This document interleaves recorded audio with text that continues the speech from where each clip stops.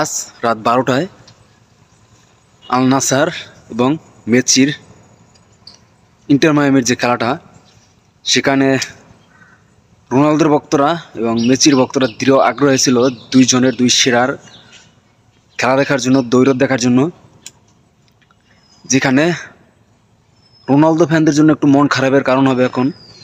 কারণ এই ম্যাচে রোনালদো খেলতে যাচ্ছে না, খেলাবে না, কারণ রোনালদো ইনজুরিতে গেছে, ইনজুরির চূড়ান্ত পর্যায়ে আছে সারার।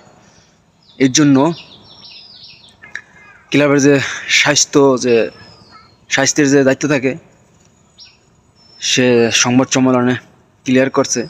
রোনালদো ফ্রেন্ডলি যে ম্যাচটা ইন্টার মায়ামির সাথে, সেটা খেলবে না। এবং যে আল হিলালের সাথে নেইমার ছিল না, আল নাসারের সাথে রোনালদো নাই,